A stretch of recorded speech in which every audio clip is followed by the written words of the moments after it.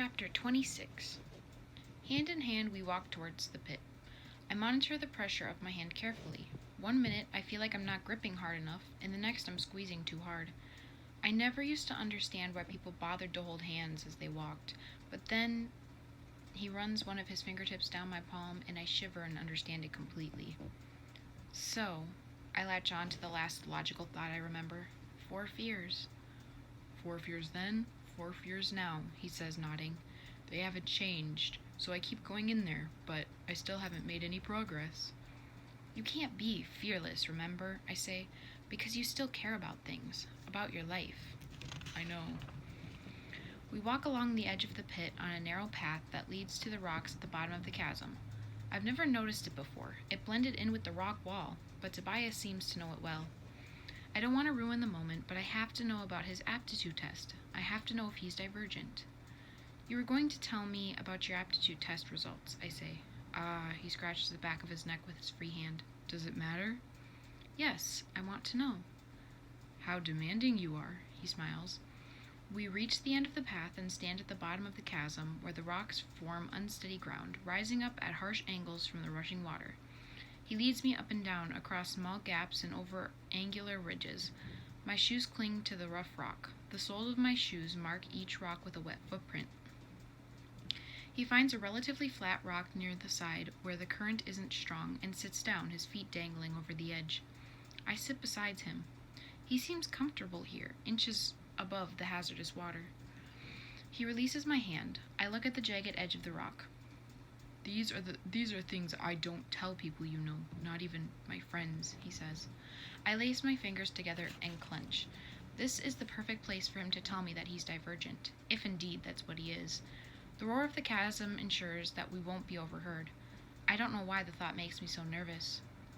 My result was as expected, he said. Abnegation. Oh, something inside me deflates. I am wrong about him. But I had assumed that if he was not divergent, he must have gotten a dauntless result, and technically I also got an abnegation result according to the system. Did the same thing happen to him? And if that's true, why isn't he telling me the truth? But you chose dauntless anyway, I say. Out of necessity. Why did you have to leave?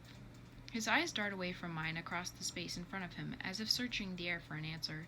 He doesn't need to give one. I still feel the ghost of a stinging belt on my wrist. You had to get away from your dad, I say. Is that why you don't want to be a dauntless leader? Because if you were, you might have to see him again? He lifts a shoulder.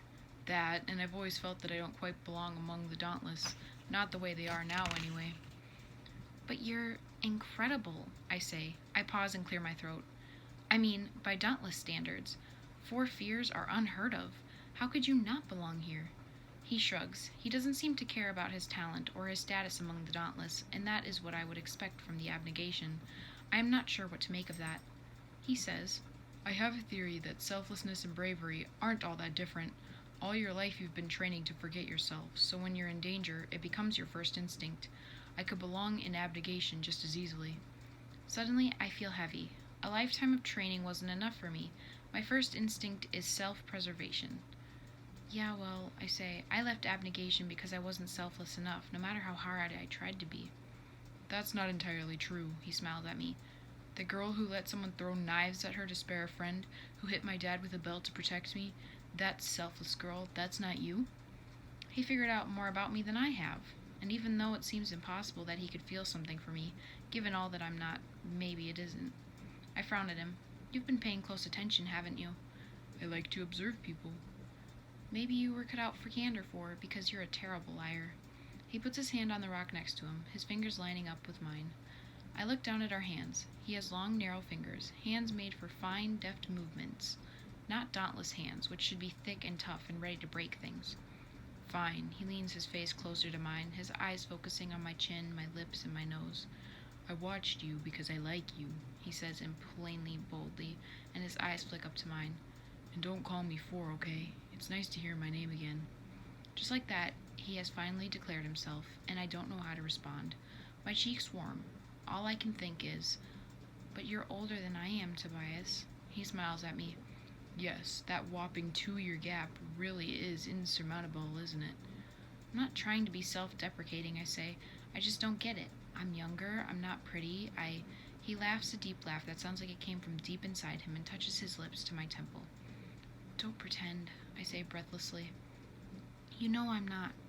I'm not ugly, but I am certainly not pretty. Fine. You're not pretty, so?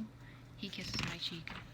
I like how you look. You're deadly smart, you're brave, and even though you found out about Marcus, his voice softens, you aren't giving me that look, like I'm a kicked puppy or something.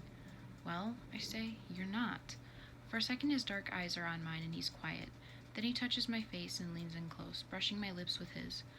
The river roars and I feel it spray on my ankles. He grins and presses his mouth to mine. I tense up at first, unsure of myself, so when he pulls away, I'm sure I did something wrong, or badly. But he takes my face in his hands, his fingers strong against my skin, and kisses me again, firmer this time, more certain. I wrap an arm around him, sliding my hand up his neck and into his short hair. For a few minutes we kiss, deep in the chasm, with the roar of the water all around us, and when we rise, hand in hand, I realize that if we had both chosen differently, we might have ended up doing the same thing, in a safer place, in gray clothes instead of black ones.